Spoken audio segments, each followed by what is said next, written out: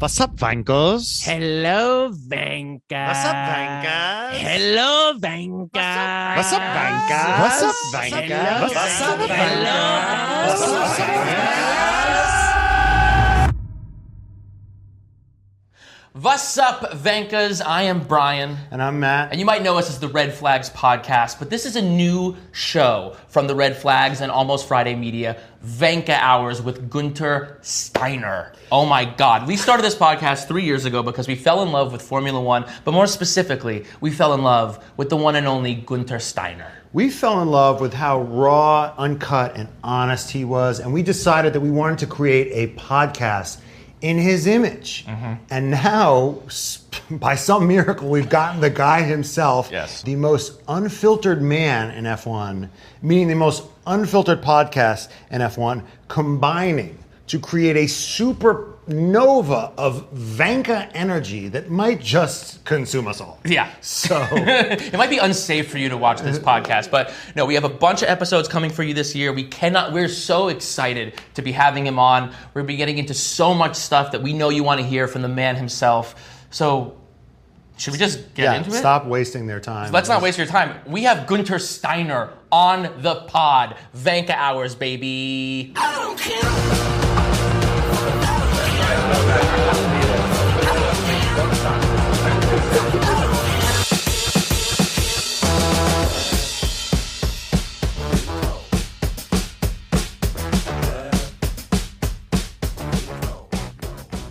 What's up, Vankah?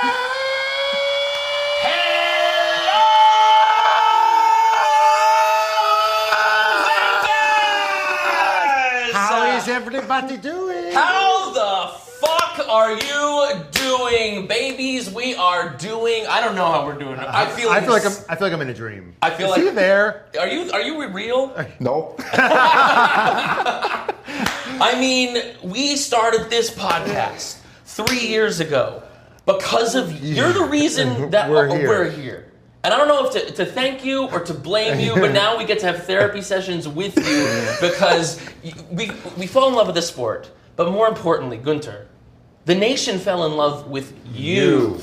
We started this podcast because we're like, this guy is the most fucking unfiltered, fucking fascinating, charming motherfucker I've ever seen in my entire life. And now I need to do a podcast to attempt to emulate his je ne sais quoi. And Brian said, we should start a podcast. I go, no, we can't do that. We don't have any money. We don't have any resources. We don't know what the fuck we're doing. And then I thought to myself, you know what? If Guenther Steiner can do it at Haas, we can do it. That's right. We don't have any money. We don't have any equipment. We've lost more podcast recordings. We had more DNFs recordings. Oh, yeah. Than anybody. Oh, you thought Australia when they didn't put on the tires when you were P4, P5? We've recorded entire episodes that just didn't get recorded. We've had important guests that afterwards were like, hey, we lost the entire episode. Can we do that again? But now, listen, baby, now we're getting podiums. We're putting K-Mag on pole. Yeah. We're here with the man, the myth, the legend himself, Guenther Steiner. Welcome to Vankah Hours. Thanks for having me. And I need to take my breath now. You know, after all you told me in the last minute, it's all my fault. Basically, that not only you guys are here, that I'm here as well, because I had to come as well. You know, so it's all a mistake that we are here. Yeah. So basically, I never thought that anybody can fuck more up than me. I guess you did. Yes, by losing. Yeah. We all made big mistakes. That's why all three of us are here. That's right. That's right. But that's what we learned from you is that you just got to roll with the punches. Life throws shit at you, and then you just gotta going. You just have to keep on going. And we want to we want this space to be a space for you. Like, we viewed you. You're like in this tight, buttoned-up world of Formula One. You were like this beacon of just honesty, where you were just like, I don't fucking know what the fuck is gonna happen. We were like, these guys must all be feeling this, but you were the one like voicing the voiceless. You were the one saying the unspoken thing. And we want this space to be a space for you to just get that much more off of your chest. Yeah. For you to just be able to tell stories that you weren't allowed to tell on Netflix. Anything that you want to get off your chest, this is the space for you to do that. We're gonna be peppering you with questions. We're gonna be peppering you with like hypotheticals, rule changes, you know, stories about X, Y, or Z. We need to know about what's going on with Mattia Binotto. We're going to be asking you about him, your guys' friendship. And if you ever want to just unload on us, think about that you're Gene and you're just calling us to bitch. Yeah. And we're answering your call. And we're terrified. Yeah, we just have to listen. We're terrified. Yeah. I mean, we just want to catch up with you at the start. Like, how have you been? How's life post Haas? How's life in North Carolina? What's going on? What's the latest? Let's start with the good things. Life is good. You know, I mean, a lot of things happened which I didn't expect to happen after it all ended end of last year, you know, with Haas. Nothing else ended, just a chapter in my life ended. You know, it was a long time there. I've never been in a job this long with one company anywhere anyway, so it was no big... it was time to move on, you know. I said it a few times. I should have moved on maybe a little bit earlier, but no, life is good. I mean, it's you know, when it all happened, I was like, yeah, I'm gonna do nothing for a while, you know, not nothing, just do what I like to do. Get up in the morning when I want to get up. Basically, I need to get up to take my daughter to school. But anyway, you know, it's just freedom, basically, you know. And then the day after the announcement was made, I got the first calls. Yeah, Guenther, you want to do this? And I was like, guys, take it easy here, because I don't actually know what I'm talking about, you know, doing TV. And I need to speak with some people. I don't know if this is a good gig, it's a bad gig. Some of the people I even didn't know, you know. It's like, I don't know if these people are serious, or is this just people trying to waste time or having a laugh at me, you know. You never know in life, you know. So I said, guys, just calm down a few weeks. I answer that I will not answer for a while. You know, that's what I told them, because I just wanted to slow down, get them comfortable, and kept in coming. And obviously I've got a lot of friends in the industry, and I asked them about the people and said, yeah, this is so legit, you know, people want more of you. I said, but I'm not in Formula One anymore. What do they want of me? You know, I have no idea, you know. It's like, what do they want? I mean, I'm pretty happy where I am, you know. No, they want more of you. Okay, still didn't get an answer. Said, all right, then let's do it. Let's get more of Guenther, you know. So and it keeps on coming now. And then I think one of the gigs which got me a little bit back into the scene was when German TV RTL called me up. They were very. I did some interviews with them over the years always. And one of the guys said, you would be a good addition to our broadcasting team, because they just got they're just doing 7 races on the Open TV in Germany, you know. So. And they called me up, and 2 days later they made me an offer, and a week later I had to go to Bahrain for the first Grand Prix, you know. Right. So when I walked into the paddock, he's like, oh, good to have you back. I said, I was never away because I was at the last race, so I didn't expect to be here 3 weeks ago. So, you know, but you know, saying I'm now here in Miami GP as an ambassador. It's all things came together, and I quite enjoy what I'm doing. And I'm sitting here with you guys as well. Which how did you get to me? I mean, it's like it's about the same. We don't know. You know, you're just saying. I don't know if this is a good gig or a bad gig. This is a gig. This is a bad gig. But you know what? But it's our gig, and we're gonna make it a good gig. But someone's getting fired on your team. I think also it's something interesting you were just saying. It's like, I'm not in Formula One anymore. What do they want? I think, Guenther, you need to recognize that you are the prize. You know, sometimes in life, you have to recognize. Wait, I deserve this. I am. Do you have imposter syndrome? Yeah, do you have imposter? What you know? No, I've no syndromes. You know, and I don't think I deserve anything. I mean, you know, I'm enjoying myself. That's why I don't need to deserve anything. You know, but like, you seem incredulous that people would want to talk to you. Yeah, but it's very clear you haven't seen Drive to Survive. No, I haven't seen it. No. Yeah, if you've seen that show, you would be starstruck. You'd look in the mirror and be like, "Holy shit!" I would like to talk with myself. Yeah. You'd be like, "I don't know who that guy is, but I want to talk to him." Yeah, because I feel like a lot of people that they see a camera and they get they try to be different, but I feel like there was an authenticity with you that was very approachable. Yeah. A lot of people say to me, you don't see cameras. I don't feel them. I never get, I mean, a camera for me is not like something that I need to perform. You know, I just say what I think. I normally, you know, I sometimes say a few words which I shouldn't say. That happened before, but, you know, do we not all in life do that, huh? Right. But I think whatever I say, I can back it up. And if I say something wrong, you know, for sure I said something wrong. I'm not perfect. almost, but Yeah. but I'm never afraid to go back and apologize for something, because when you make a mistake, that is, I think, in life what you need to do is like, as long as you don't keep on, being angry about things, it's fine. You go back and you apologize and you move on. And what do you think your biggest lesson has been from your whole experience at Haas? My biggest lesson is that a lot of, I was always a believer, I'm still a believer, that I wouldn't say everything, but almost everything is possible to do if you've got the will. And for me that was like, because when I started, I don't know, 12, 14 years ago now, putting a business plan together to start up an F1 team, I mean, people were, a lot of people don't take you serious, but it happened. And I don't think obviously, it was not a complete success story, but it wasn't a bad story. I think it wasn't a bad story for anybody, what was done. And this is doing things, if you have the belief and the willpower to do things, you can achieve a lot just by believing in yourself, you can do it. Where do you think that belief comes from? Yeah. I have no idea. A lot of people ask me why you are so, when you want to do something, you're so... I just work, I work, but I'm not like the guy which at night I stay up until 3 a.m. to work on a spreadsheet, I work, I think things through, and then I make the next move, I try to do something, and I'm never in a hurry, it's not like that I have the pressure to have to deliver, it's like, and I don't know where it really comes from. I think maybe it's a little bit in me, this thing, just to do something, just do things. And obviously you look at other people, what they do, because you can learn, everybody can learn from the other, but I never look at something, this is the only way this can be done. Always try to think out of the box. Now it's a little bit of a jargon word, Yeah. But it's just try to think why they were successful, but is there not a better or a different way to do it easier, because you've got an example there, you can say, but you have to be recognized that people which have done stuff, nobody gets just lucky. Right. Every luck has got some talent behind it, in my opinion. I think it's interesting you say all that, because I think when we've been saying "Was hat Vankahs" in the beginning of every episode for years. We call our fans the Vankah Nation, and we were doing this show. How proud are they to be called like this? But when we were thinking about it, we're like, well, it's wanker, which is typically like a insult. Then we're thinking about, like, what does Vankah mean, right?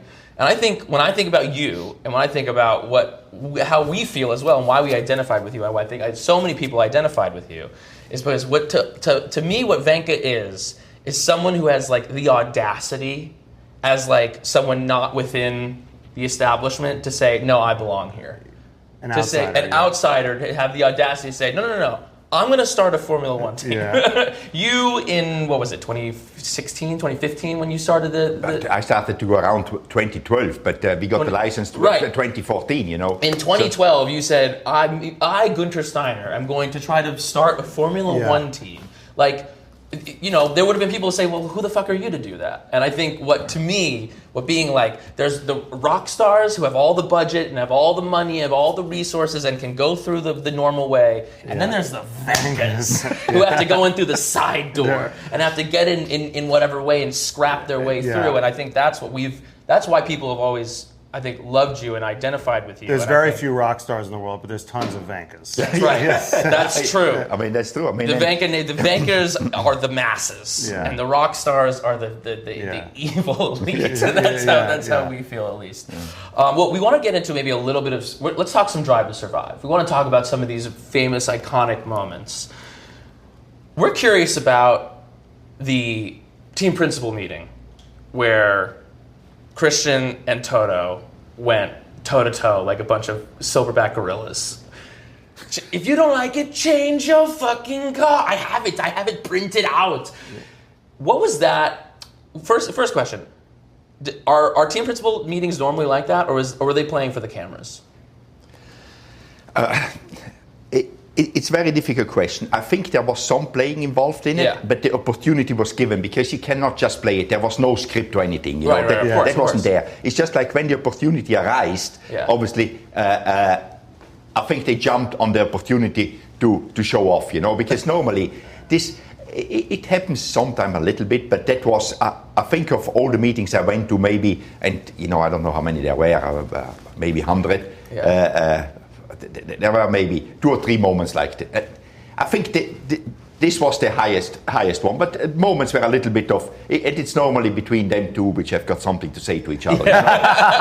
So because otherwise you speak about something and you bring up a problem, but you don't address it at one of your colleagues. You're clever in there. You know how you play politics. You're angry, but you don't attack somebody straight away. It's like. So I think they didn't go in there to want to play up for the cameras, but when the cameras were there, it's like, I get an opportunity. I need to go for it, Yes. And I don't know the scene how they showed it on Drive to Survive, but all the other ones we were looking at each other, and some of us were grinning. Yeah, there was a shot of you being like, "Oh my god!" So is that like a popcorn moment for you, or do you feel like you have to pick a? Are you like enlisted in some of these fights, or are you just Switzerland? No. I just let it go because it's fun to watch. Yeah. So you're like us. You're just like Just have a go at it. Yeah, exactly. Just sit there and watch it. Yeah. And speaking of the Drive to Survive thing, do you think it bothers Toto Wolff that you're more famous than he is? I don't think so. I mean, he's a lot richer than me, Yes, but clout. Clout is another thing. Yeah, I don't know, but no. I don't think it bothers him. It's obviously, and I've got quite a good relationship with him. As much as we sometimes get against each other, and we have got good fun because we get on actually pretty well. He's one of them which, after all happened at Haas, he was the first one to call me. Really? He was because as I said, we can have a go at each other, but there is respect because he respects what I do and he knows what I had to deal with because I don't have to deal with it anymore, and I know what he has to deal with. There are different problems, running a big team like Mercedes. He owns a third of it. Yeah. He reports into a big corporate, Daimler-Benz. It's not an easy job, obviously. And so you think he has his own gene, or does everybody have a gene in life, even Toto? I think the board at Mercedes is a big gene, because it's maybe a little bit more sophisticated, but there is, and there is an investor in as well, which owns another third of the team. So, and these are big amounts of money going around here, and for sure he has got somehow to report back. I mean, his advantage is he owns a third as well, No, in general, we both have got a good understanding as much as we, have a go at each other, even publicly, about where we come from, because that's quite funny. Yeah, we wanted to ask you about that. Yeah. So there was... You called him a flatlander, and he says you're from the mountains. Can you translate that for us? It's a little bit, because where I come from, I'm from Italy, but it's very close to Austria, Right. I'm on the sunny side of the Alps, Austria is on the north side, so it's on the dark side. We're on the good side, Okay. But people from the big city, Vienna, they think all the people from the mountains are what do you call them? Hicks? Hicks. Yeah. So we are the Hicks for them, Yeah. But we're actually not, because he says, because the air is thin up there, your brain is less developed. And I continue to explain to him, it's like the marathon runners, why are the Kenyans so good? They grow up high up, they come down, get a lot of oxygen because they're used to perform with little oxygen. All of a sudden they get more oxygen, and they are so much better than the people which grow up with a lot of oxygen because they're already on their limit. Yes. And he doesn't get that. You're more efficient. Exactly. You have DRS at all times. Yeah, exactly, You're just living life with DRS. Yeah, exactly. Just breathing in this. For me, it's like it's a lot of oxygen for me when I come down here. Yeah. So that is the joke between us, and it was once taken out of proportion when he said it in a press conference, and the people around him didn't know what he was talking about. Right. Toto, that wasn't very smart, because I mean, if you tell an audience who doesn't know what you're talking about, they cannot laugh about it. Sure. He got a lot of stick about it, from people from the mountains. Right. Who is this clown? Yeah, we're like, well, what's problematic? Is this a problematic thing to be saying? Like, we don't understand the dynamics of the mountain. And so you see yourself as more Italian? I see myself as South Tyrolean. That's what we are. It's a small part of Italy now, but I speak German at home. Being Italian, I speak Italian as well fluently, So, I feel myself as global because I got American citizenship as well, so I got a little bit of everything. But do you think growing up in a place where you had to be speak Italian and also German, do you think that enabled you to be able to adapt quickly and know how to change? It's called code switching. To be able to be okay, these are Italians, I got to be this way. These are Austrians, I got to be this way. You said it perfectly. I mean, and I didn't find out until later in my career that was an advantage because I grew up in different cultures. You know, all of a sudden, you can think like the people the language you talk in, because we all think we are thinking all the same. No, cultures are there. We all think differently, and I'm not saying better or worse, just different, you know. And it gives you an advantage. And I lived 10 years in the UK, so I learned about the Anglo-Saxon culture as well. And then I came to the States here 18 years ago. I had to learn your culture as well, because otherwise... How was that? Was that a good adjustment period? What do you think? It was again different, because when you come here from Formula One going into NASCAR, you think you know it all because you're Formula One, you know. Right. And then actually I realized it's like going into NASCAR is like it's a well-established sport, you know, and needs to be respected, because everything in life needs to be respected. And I need to adapt to NASCAR, not a NASCAR to me, because that will not happen. Yeah. And what was the biggest adjustment to the United States? Like, what was the biggest thing that you observed about American business? It's a lot clearer than European business. You know, it's business is done very straight here. There is not like a lot of business is very straight. You say, and if people tell you, if not both of the parties or 3 or 4 parties want to do business, there is an upside in for it. They just tell you it's not going to happen. But in Europe, everybody tries to make sounded good that it can happen. No, in the States is no. I cannot see the ups for me now. I'm out of this. You know, thank you, but no thanks. You know. Is this maybe what Andretti's running into? Is that it's like an American business running into this very kind of like exclusive world of Formula One? It's an interesting. We're curious to hear like your thoughts on that whole situation, because you know he came in brash. He's come in. He's like, I've built this facilities. I'm doing this thing. Like, he's banging on the door until they let him in. He was very public, and you came in kind of through the side door, sort of back channels. And I wonder if the thing that you were just speaking of like kind of that in the European business, there's a little bit more like they won't just be like, it's not going to happen, go away. You know what I mean? Like, just get out of here. Instead, they're like, well, you can do this, you can apply, you can do it, but then like at the end of the day, are they just going to like stamp that reject button on his application at any time? Yeah. You know, I don't know the whole history, how it came along with Michael wanting to win, but the first approach was public. I mean, when you want to enter something, you don't enter public. You first agree, meet, have dinner with the party, because in the end, he wants to join a club. Right. You know, the club doesn't want to join him. Right. Nobody has asked him to join. You know, if I want to join, you know. So I think you need to respect it, and you guys don't know how much groundwork I did before getting a license. Right. Before they said yes. You know, there was phone calls to everybody and their sons, their nephews. You know, just trying to make it. To explain to people what the idea was behind, and not being pushy, just explaining what we are working on to make it happen. And again, while I'm doing it, I'm not really conscious about it, because it just becomes normal for me, because I know the sport very well. If you don't do that, you know, you need to have your allies. For example, if I went on my own to Bernie Ecclestone at the time, it was Bernie Ecclestone, and say I want to open up a team, you know, there would be, oh yeah, you want to open a team? Yeah, nice to have you. And then you leave the office again. Right. So you need to get your way in. I got my way in, phoning Nicky Lauda up. He was big. I mean, I know Bernie as well, but I was not a friend of him, you know. But phoning Nicky Lauda up and say, hey, Nicky, can you arrange a meeting with Bernie? We invite Stefano as well, because Stefano was the team principal at Ferrari at the time. Right. So he had some clout.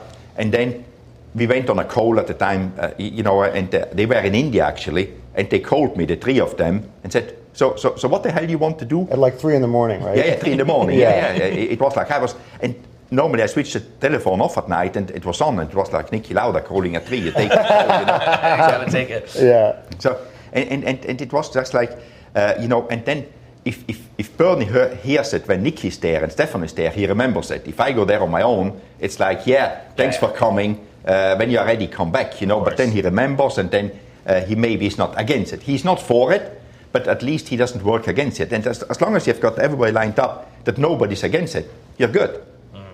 You think about becoming a politician? No. Well, this sounds like House of Cards, politics type of stuff. But it is because I know this business, I know the people involved, you know. But I had to do the same with FIA.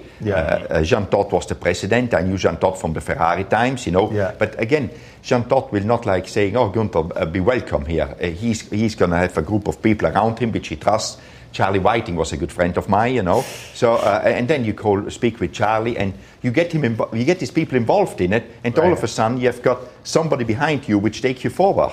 And that is how, and therefore you cannot be under time pressure. How many favors do you owe people? Yeah. Oh, I mean, how many? But they're all happy because he's like, why do you think I'm doing this show?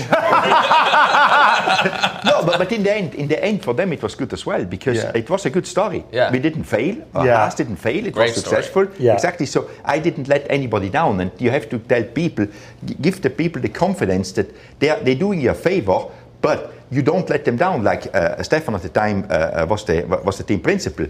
We got the engine. We made this principal. Ferrari in the end made money out of this. Yes. It was FIM got a new team into the sport. When American team. The American team was good for them. And we delivered at the first race. So in the end, I didn't let anybody down. So they're all happy. Was there ever a moment that Bernie or anybody pull you aside and said, "Do not fuck this up"?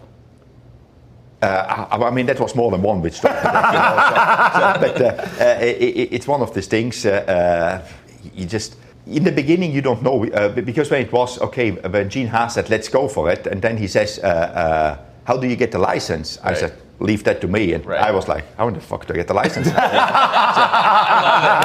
My problem only started, But you get up in the morning and you start to work on the license. As easy as this, figure it out. Just get everybody involved and get the license. So you get to Haas and your problems only begin, right? You get the team, and then Gene is like, "Yeah, I don't want to pay that much for this thing," and so we want to do a thing called Armchair Team Principle. We want to learn about how you go about. Sometimes we have trouble finding sponsors. How do you?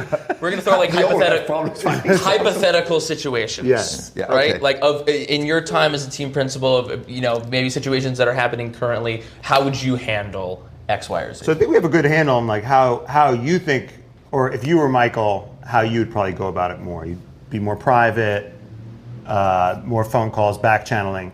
How do you go about getting something like sponsorship? Sponsorship it's very weird. First of all, you need to give the sponsor something because everybody tries to get sponsorship out there. There's 10 teams. They all try to get the same thing, as much money as possible from sponsors. Yeah. And everybody's selling something. It's the same like your podcast. You try to do your best podcast because how many podcasts are around? Millions. Too many. There should be only one. No? Exactly. And you try to give the people which are looking to sponsor something special, and that is how we did that. In the beginning, we didn't look for sponsors, and then obviously 2020 came. I had to look for sponsors, and you just give people what they want. And I got involved with agencies, not the big ones in the beginning, because the big ones, when you are the smallest team in the world, why would they go and sell you? And it's no disrespect to the big agency. They go for what for them seems to be the easiest way to sell, And they've got their plans in place. They're big corporates, They just go and sell, There was a few smaller agents, and I ganged up with them. I got to know them. People want to start up a little bit like I did with the F1 team, and said, "I give you an opportunity. We have to work together." And they get you involved more, so it can be more personal to the people, to the potential sponsors. Things like this you do. That's what you have to do if you're an underdog. You just have to give more and look what people want, because not everybody wants to be. I call it the tail of a cat. Some people want to be the head of a mouse, So you have something important in a small team. Bringing, I don't want to put numbers, but taking 10 millions to Ferrari or to Mercedes doesn't give you a lot, You just bring money and that's it. But bringing 10 million to a smaller team, you get a lot for it because because they need it more, and they obviously the person or the people who's bringing the money, they know what to ask for, because they can get a lot more out of a small team than from a big team, and that is what you have to play. And that was the question I had for you, because you said in your book that like at certain points, like sponsorship would be covering 65% of your budget, which is probably a disproportionate amount for a team. At that point, when a sponsor is covering most of your bills, do they become like a second Gene, like a second boss? Some of them want to.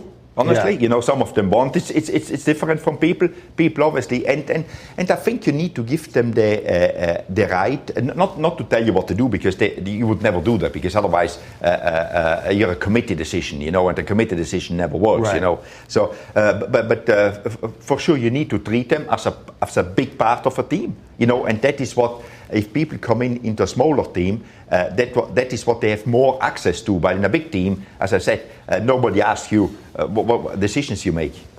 So, but how do you deal, like, in a situation where you had, like, Nikita Mazepin, his dad was obviously a big sponsor, and then you have the German sponsorship supporting Mick Schumacher. Like, how do you untangle these? Then Gene. How do you coordinate? Like, how are your stress levels? Like, how are you dealing with that? I mean, of the three of them, I tell you, the most difficult to deal with was Mazepin, Yeah. Hey, sure. Hey, believable. Yeah.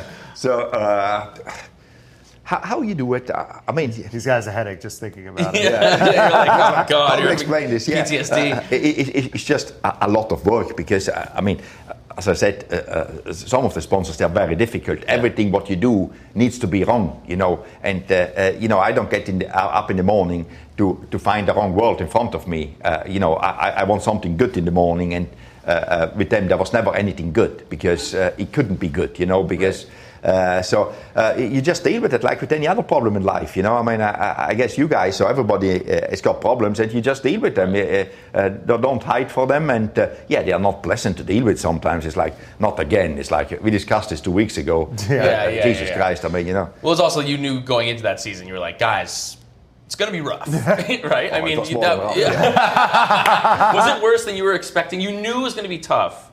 Was that year worse than you were even imagined? Yeah, it was, and I explained you why. Because you go in, 2020, we are closing down. Yeah. You find a solution to stay, call it alive as a team, Yeah. And you're happy. And then you get into it, and all goes like, what the hell have I done here? Should I not have said, I'm done with it as well, and move on, because you try to do your best to keep on going, and all of a sudden, you had that problem in the year before, because you didn't know if you were going or not. But now you're going, and you have the problem, and it's very difficult to manage, but it's one of those things. You just say, I go through this, I build up again. I always find some light at the end of the tunnel. We need to focus on 22 and get ready for that. That is what we did. We have another question around the team principal, what you would do. This is going to be a crazy, silly season. There's a bunch of seats open for 2025. There's a bunch of moves being made, a bunch of calls being done. How would you approach trying to get a driver, poaching a driver from another team? Like, what's the order of operations with that? Do you talk to the driver first? Do you talk to the agent first? Do you get a sense? Do you send your people out to say, like, how open are they to switching? How do you do that? Let's start. Which team I'm running? Let's say how much money have I got? These are questions for you now. Okay. So you're Gene now. Yeah. What team should we put him at? Yeah, exactly. Where do you put him at Mercedes? Okay. Or should we put him at, like, Audi, right? So let's put you at Audi. Okay. So at least Toto doesn't get upset when he listens to us, because I don't need any advice from you. Let's put you at Audi. I know you and Andreas Seidel have had some beef, so you got rid of him. Yeah, he's out. And there's this whole situation that they've seemingly offered Carlos Sainz a ton of money. He's seemingly like no. He's holding out for something. He's waiting for what the other. He's holding out for something better. But, like, if you want to, you want to get a top driver, you have some means. How do you pitch someone? How do you do it?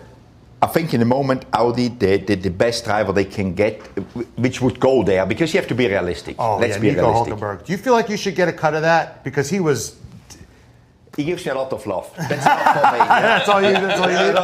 No, but I get on very well with him. And he called me the next morning when, I knew before that he was leaving. He called me up and thanked me for having given him the opportunity, which is more than you can ask from anybody, in my opinion. He's the Quentin Tarantino of F1, resurrecting careers. That's true. So you're a team principal of Audi, sorry. So at Audi, the best they can get is Carlos. Because nobody else, Max will not go there. Lewis has just signed, cannot go there. I don't think anybody else better than Carlos would go to Audi, to be honest. So you cannot force Carlos to go there, because obviously Carlos is just waiting what is happening at Red Bull and what is happening at Mercedes. Right. I think it's very clear the picture what is going on there. So like if Mercedes gives him a deal, I think he's tempted, even if Mercedes is not doing very well in the moment. We have to be honest about that one as well. Yep. And Toto would agree with that if he would be sitting here with us. So we need to invite him once, so we have got some fun. Yeah. Hey, we'd love to. We'd love to. Hey, you have his number. So in the end, I think Carlos is waiting. What is happening there? I personally think Red Bull, Max will stay at Red Bull. Why would he leave? Why is Toto? Toto knows he's doesn't have a lot of powder right now. Why is he trying to seduce Max so much in the press? What do you think that's all about?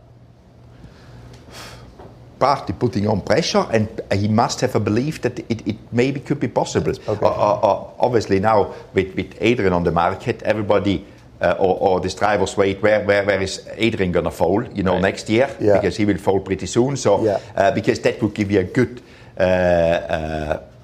feeling for 26 car, 25 car. I think this regulation thing is gone by now anyway. So, it's not this complex. I think it's just like in Mercedes. If Carlos would go there, it would need to be a long-term contract, in my opinion. And I think Mercedes is not willing to do that because they've got Kimi Antonelli waiting to get in there. And Toto wants to see. That's what I think. I didn't speak with him. Wants to see what Kimi Antonelli is doing in F2. Yeah. So I think it's a little bit of a waiting game. But I think at Audi, I would just try to get Carlos signed as quick as possible, but not put too much pressure on.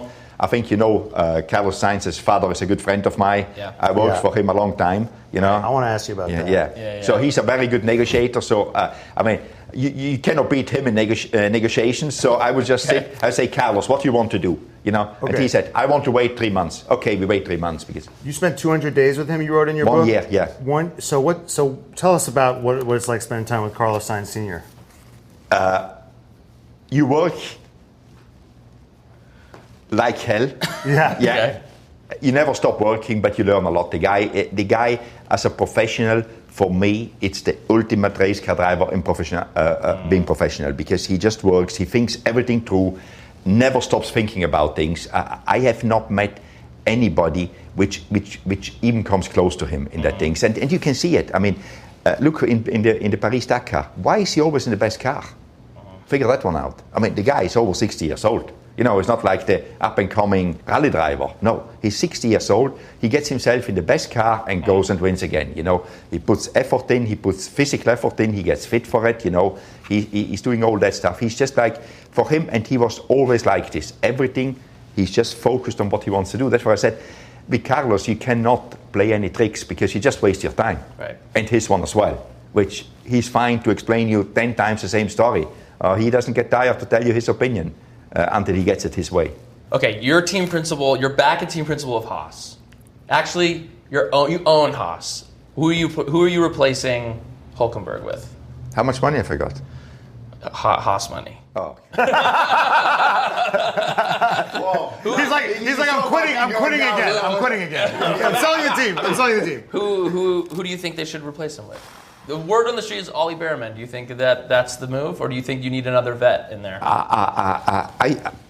I think Ollie Behrman is a good move, but Ollie did a good job in the Ferrari. But it's one race, and I think he knows himself. It's a little bit early to say this is the next Max Verstappen now. Right. It could be, but also it's a 50-50. You have no certainty that he will be. So. I think there is a good waiting list there, because I would say the 2 Alpine drivers are looking around. They will be looking around, but I think their demands money-wise, it's above Haas money. Right. But I want to get into that, because sometimes, you say, I don't have a lot of money at Haas, but like if they're looking at Haas, it's like sometimes it's either Haas or you're out of the sport. So doesn't that give you a little bit of leverage sometimes? Yeah, it gives you. It gives you. I mean, it gave me leverage with Nico. To come back in, that is what I've got. I mean, I would love to give you more, but I haven't got it. I mean, I was. Got a seat. Is what exactly. I got a seat, and it's still what they get is still comfortable, but it's nothing like the big guys. Right. But it's like, and some of the guys just wouldn't go down the numbers because they say, I'd rather go and in motorsport now, like in sports cars, there is good jobs out there which pay good money. Yeah, because the sports cars are popular, and if you get in with with the big works teams, it's you can make a good living. Formula E is good. They want people. So the market for drivers outside of F1 is good if you are willing to leave Formula One. Obviously, that is the key to it. I see. And speaking of someone who can charm, Fred Vasseur, you're friendly with him. Can you but he's kind of he's got a thick accent. He seems kind of quiet, but he's been able to lure Lewis. Can you explain the appeal of Fred to us? He has got a thick accent. So what are you saying of me when I'm not around? Well, you have a thick accent. Guenther, we've never heard anything like your accent. No, because you guys have an accent. I don't. That's true. Got it exactly. That is what we put it. Back to your question, Fred. Fred and Lewis were close friends because in the junior series, Lewis always drove for Fred's team, ART. So they go back a long time, and Fred is very good to keep relationships. I think, as you see him sometimes, he's sometimes a little bit tied up. He's a little bit looser now. He's a little bit more relaxed, it seems to me, lately. I mean, I got to know him well when he was at Alfa Romeo, because we were side by side in the back for so long time, so nobody came and talked with us. So of course. maybe found each other, because we have nothing better to do. That was how we got closer. No, I was with him yesterday, and he's in a good place. It's just like, at Ferrari, the expectation is not to become second. Right. The expectation is to win. How do you see him handling that pressure? Because I mean, since he's come in, they've made a bunch of moves. Seems like all of those moves have been for the better. Does he feel that pressure? Do you see that in him, or do you think that he's lived this whole life that he's so prepared for it?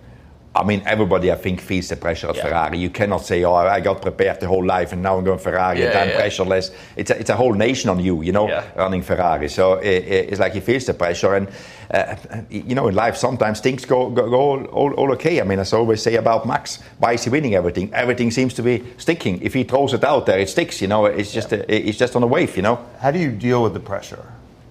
It seems like, your whole book was like giving me a panic attack. So how do you decompress?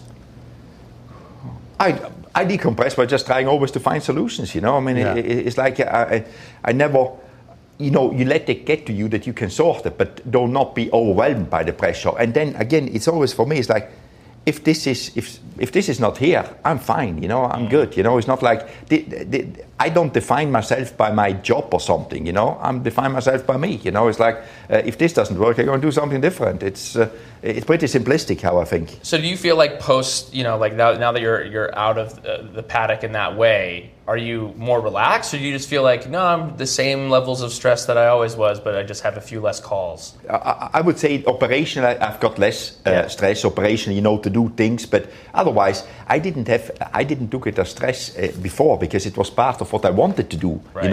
Obviously, you've got the stress if you have to sort situations out. For me, when I realized that the first time that actually it is different now is when I was in Bahrain for RTL.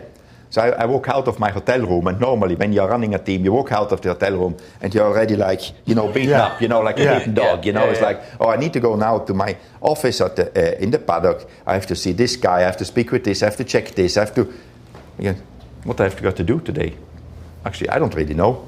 I need to speak about the race. Right. That's pretty easy, But when you are doing it as a team principal, you don't. I personally doesn't feel it. It's part. That's what I have to do. Right. And if I don't like to do it, stop doing it.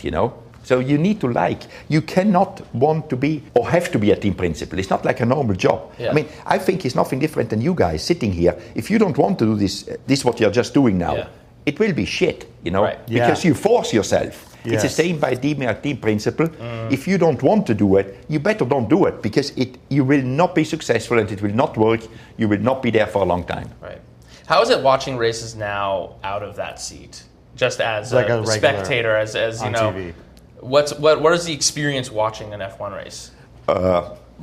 Good. I mean, I'm watching it like you guys, and it opens for me up. Because when you have your own cars, you just watch that one. You don't see the rest. It's difficult to see the rest. It's very difficult to see what's happening around you. Now I can see everything, and then you actually, that's what I do. People do it differently. I actually try to analyze why, with what we did at the time, couldn't bring us the success other people are having. Because you watch the other ones and you start to realize this is not possible. With the means you have got, you would need to do this, and the other. But it's nothing different than I wanted to do, but it proves that you're right. I mean, the biggest example for me as well, I take always examples because they are simple, is a pit stop. At Haas, a pit stop, 2.9 seconds is a good pit stop. Right. Yeah. But it's not that the guys are not good. Red Bull does it 2.1, 2.2, boom, boom, boom, consistently, you know?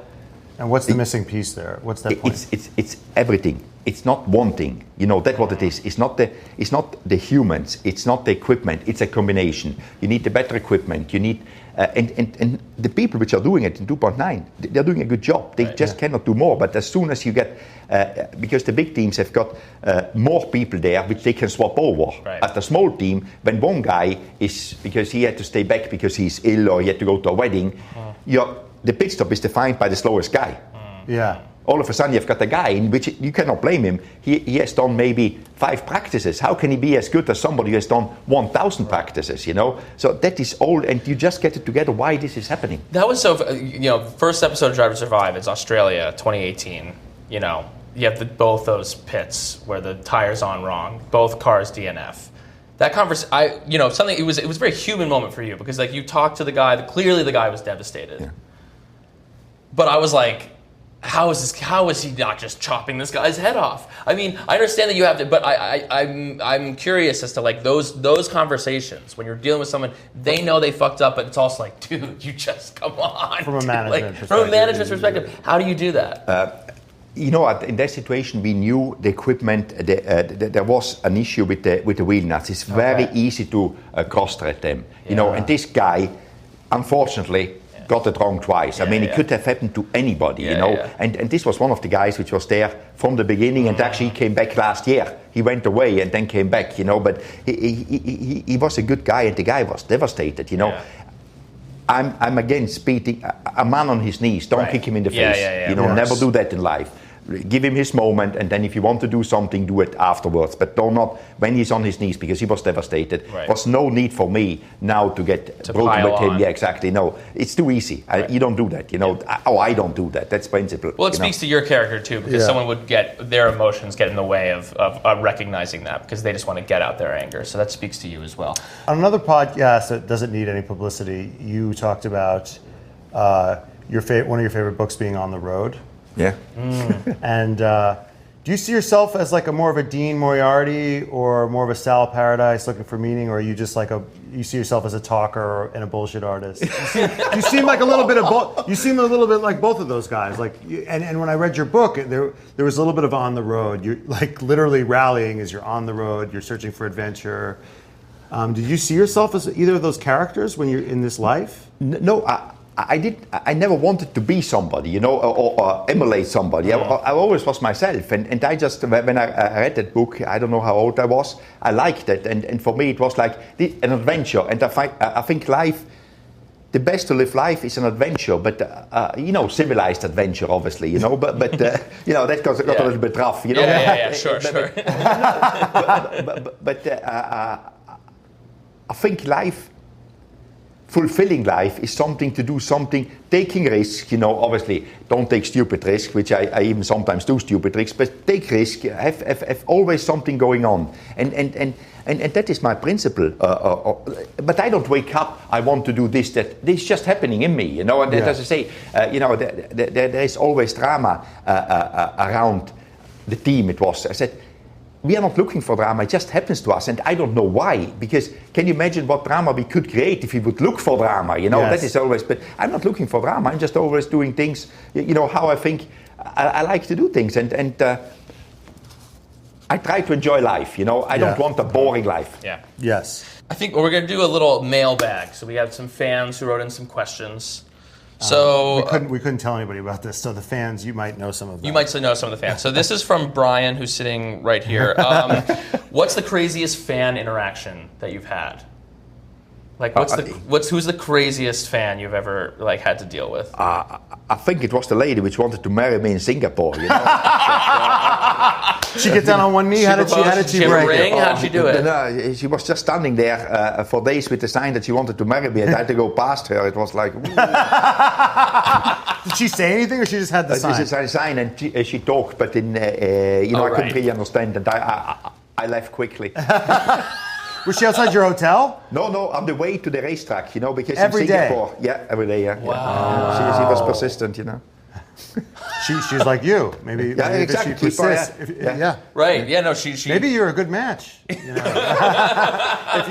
you're home for too long and your wife gets sick of you. I get you my wife, to talk with you later. So you get her telling off over the weekend. She's tenacious, that lady. Yeah. So how often did you, this is from Matt, who's also right across from you. How often what was your ratio? How often did you screen Gene's calls versus answer? I would say very rarely. I mean, I normally call him up. I'm not afraid. I mean, it's one of these things. I normally called him up. I don't really, it's nothing. If he doesn't like it, he just tells me. And that it ended. He didn't like it. Right. Okay. Double DNF. He's calling you. You'll pick up. You don't care. No, I don't care. Okay. I don't care. Okay, this is also from Brian sitting right here. What was the toughest moment of your career? Romain, or other than Romain, probably. No,